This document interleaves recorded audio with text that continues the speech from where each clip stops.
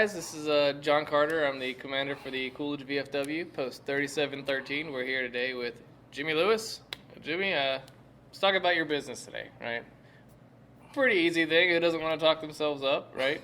So, I guess tell me, where are you from? Here. Here? Yeah.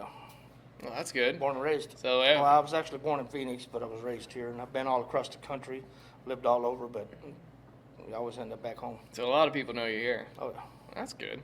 When did you start your business? Actually, my dad started it many years ago, but he passed away. He's been gone now 11 years. Well, 12 years. This will be 12 years.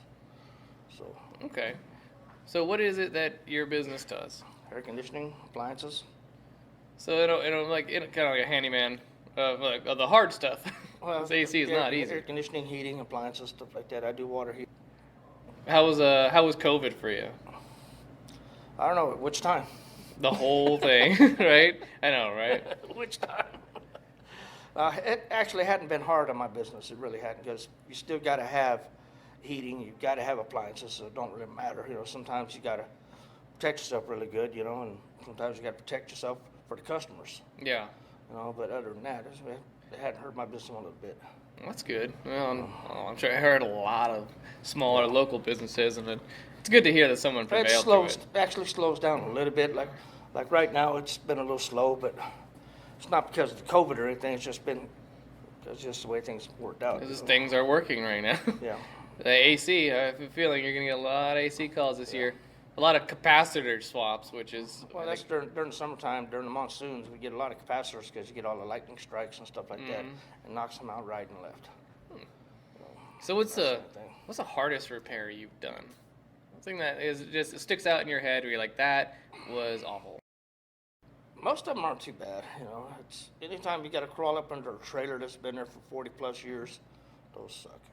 Oh yeah.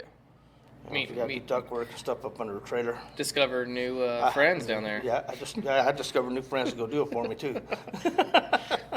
I'm too fat to get up under trailers anymore. Yeah, I think I've had it. Probably one of the worst ones I ever had was I was under a trailer one year, and that was during summertime.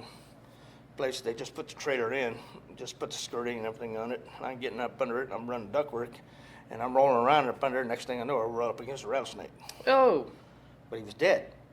But I did not know that. The best kind. I did not know that. And it was dark up under it because the skirting and everything's on. And you roll up under it, and if you walk on it and scare him, and he didn't hear you come or something like that, yeah, he's not going to rattle. Mm-hmm. But if he hears you coming, he's rattling, not just for his safety, but for your own. I think humans he's are getting you, letting you know, he's there. I think humans are getting quieter with that. Yeah. But when did you become a member of, I believe, the auxiliary, correct? Yeah, I've been a member off and on for many years, but now I'm a life member. Didn't have to worry about that taking off and coming back. So for those who don't know, the VFW has the main component of the combat veterans, and then their families, right? So people that are related to a combat veteran, they can get in here too as well, and it's pretty easy. I think we make it a very easy process.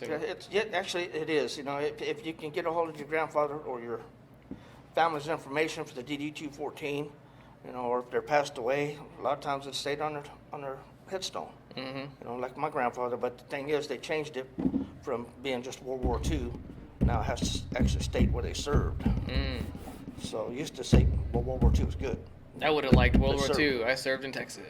Now, so they kind of changed that. You served here, but during World War II. Interesting. So, I guess we're probably gonna have to think back on this one, but what encouraged you to be a part of the organization, and why continue to support it? Right? What do you see in the place that my family has always been really, really big here. My grandfather at one time was commander here. Oh, nice. When he passed away, he was treasurer. He was the commander of the DAV in Stanfield when he passed away. So following his footsteps has always been my thing here. To me, it's just an honor being able to be here because of him.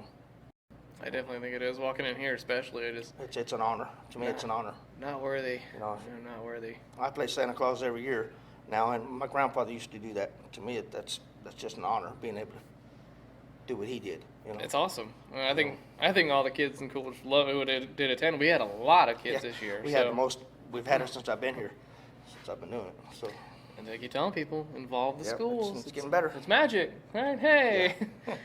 Yeah. So. But my cooperation and stuff in this VFW, it's because of my family, my grandfather, and his brother, Manuel Marshall, were both really big here, and that's why I'm here.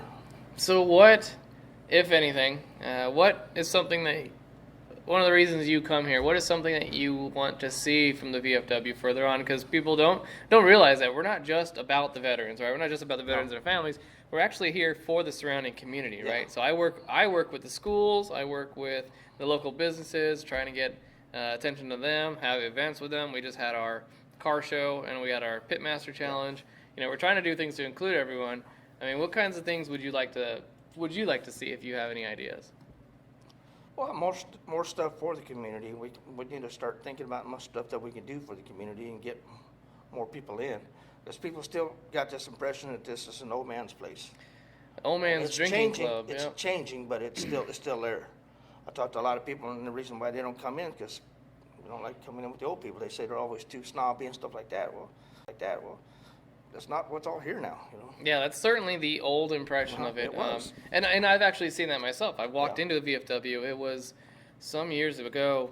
I walked in. I just wanted to do some volunteer work. I didn't know I qualified to be a member, and I was met with some looks that weren't quite friendly. And I thought, well, I'm gonna put myself in a unique position to change that. So now, I think every member is at the meetings can attest that when you walk in here, you're gonna be greeted by everyone. Well, it's got to change. It has to change because the old people they're not going to be here forever. You know, it's up to people like you, the young ones, to keep this organization going.